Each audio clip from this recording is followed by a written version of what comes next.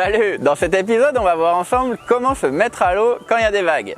C'est pas forcément évident et ça peut même être assez compliqué si c'est un peu gros.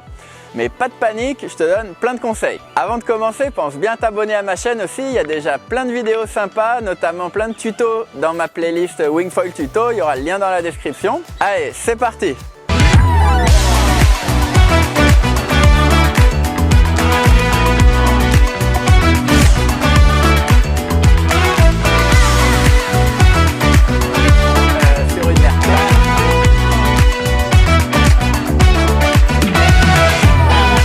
Autant le wingfoil, ça peut être vraiment facile sur une mer plate avec des conditions tranquilles, mais dès qu'il y a des vagues, c'est déjà autre chose. Donc mon premier conseil, avant même de penser à aller naviguer dans des vagues, c'est de vraiment être super à l'aise sur le plat. À partir du moment où tu te sens vraiment bien à l'aise, que tu réussis bien tes jibes, tes virements, tu peux commencer à aller surfer dans les vagues. Mais donc certains spots sont plus ou moins adaptés à la pratique du wingfoil. Faut faire bien attention, être bien conscient de l'état de la mer, de son propre niveau, parce que ça peut être dangereux. On a vite fait d'abîmer son matériel en se faisant embarquer dans une vague. Ça peut prendre ta planche, la renverser dans la wing, percer ta wing, ou pire encore, tu peux te blesser. Donc faut bien faire attention et bien être sûr de son coup, qu'on a le niveau pour pouvoir aller dans les vagues. Il faut aussi différencier les différents types de vagues. Donc il y a ce qu'on appelle le shore break, qui est une vague assez puissante mais qui casse vraiment juste au ras de la plage. Donc là, il faut juste attendre le bon moment. Dès que tu passes cette première mousse, après a priori il n'y a plus trop de mousse. C'est vraiment puissant mais juste au ras du bord. Et les vagues plus classiques, là pour le coup, ça va être des mousses, au début pas trop puissantes, et plus tu vas vers le large, plus ça peut être puissant. Et donc les vagues, elles peuvent être plus ou moins espacées, c'est ce qu'on appelle la période. Et moins il y a de période, moins ça va être évident, parce que tu vas te prendre vraiment une mousse après l'autre, alors que s'il y a un peu plus de période, là tout de suite c'est un peu plus facile d'avancer, tu as un peu plus de temps. Alors pour le matos, moi je te recommande vraiment d'utiliser des straps, au moins les straps avant.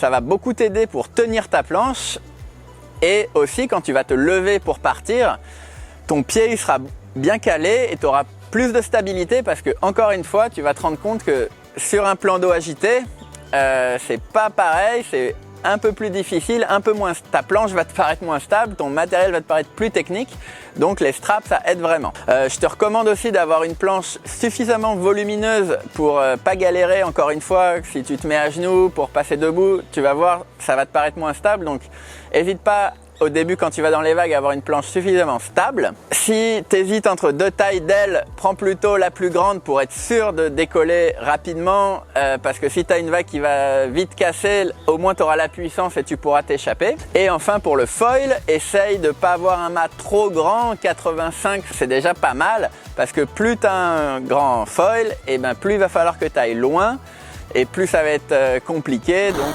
la phase d'observation du spot, elle est super importante. Prends le temps vraiment avant de te mettre à l'eau de regarder bien comment ça se passe.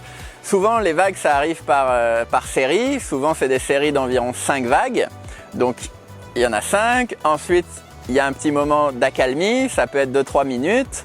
Ensuite, il y a 5 vagues, donc évidemment, on va essayer d'y aller pendant l'accalmie. Regarde bien aussi si c'est pas un peu plus facile, si tu marches un peu sur la plage pour te mettre à l'eau, un endroit où les vagues sont moins méchantes. Il y a souvent des endroits où c'est un peu plus abrité, où il peut y avoir beaucoup plus d'eau, ou des rochers au large qui vont casser la houle, donc ce sera plus facile par là, et ça peut valoir le coup vraiment de faire des fois 200-300 mètres pour se mettre à l'eau par un endroit un peu plus facile si les vagues sont grosses.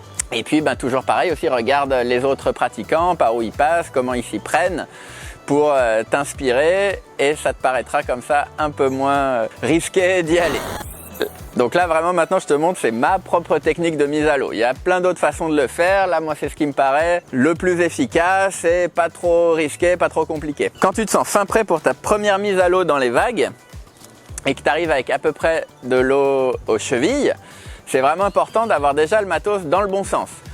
Donc ta wing, tu la retournes, tu la tiens toujours par la poignée du bord d'attaque, et la planche le nez vers le large, sur le rail comme il n'y a pas encore beaucoup de fond, et tu la tiens par le strap avant.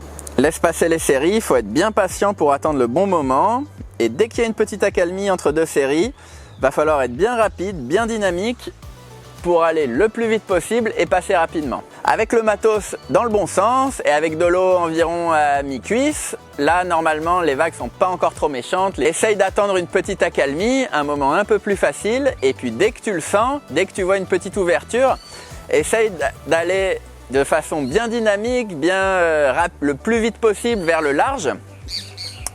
Donc la wing toujours bien hors de l'eau, la planche tu la tiens donc par le strap avant.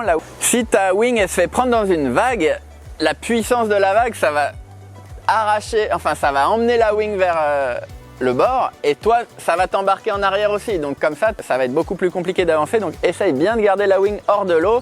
Ça c'est fondamental pour moi. Dès que tu auras assez de fond, tu peux essayer de retourner la planche complètement, ce sera encore plus facile d'avancer. Tu la tiens toujours par le strap avant, tu continues d'avancer, Dès qu'il y a une vague, toujours la wing bien haute, tu te jettes en avant pour contrebalancer la puissance de la vague justement. Quand tu veux passer la vague aussi, pareil, essaye de bien lever le nez de la planche, que la planche ne se fasse pas embarquer, et toi tu jettes en avant. Et ça devrait éviter que tu recules trop à chaque vague. Continue d'avancer comme ça le maximum, et puis quand en gros tu commences à avoir de l'eau là plutôt aux pectoraux, et dès que tu as une petite accalmie là, tu peux monter sur ta planche maintenant. Sur la planche, à califourchon, comme ça je suis beaucoup plus stable que si on est à genoux. Et là je continue, j'avance déjà tout doucement, mais j'avance, je m'éloigne. Même, et dans cette position là, s'il y a vraiment encore une grosse vague qui va casser, il y a une petite astuce moi que j'aime bien. Je vais tenir ma wing seulement d'une main, je mets ma main avant sur le nez de ma planche, et là de cette façon là, quand la vague me casse dessus, je me jette en avant, comme ça je recule pas trop, la vague ne m'embarque pas en arrière, et je peux continuer d'avancer vers le large, et je peux me lever ensuite pour décoller. Enfin, dès que tu vois que tu as le temps, qu'il n'y a plus trop de vagues à venir, lève-toi et décolle le plus vite possible, et ça y est, tu as réussi à passer. Donc voilà pour mes conseils, j'espère que ça va t'aider. Encore une fois, évidemment, il y a plein de façons de passer les vagues. Ça peut être facile, comme ça peut être quasi impossible. Là, moi, c'est la technique que j'utilise, donc n'hésite pas à me dire dans les commentaires, toi, comment tu t'y prends. Encore une fois, pense bien à t'abonner, il y a plein d'autres vidéos super sympas qui arrivent, des tests de matos, des vidéos d'action aussi à venir. Et puis, évidemment, il y aura encore des tutos. Merci encore pour le soutien, et à très vite avec une nouvelle vidéo.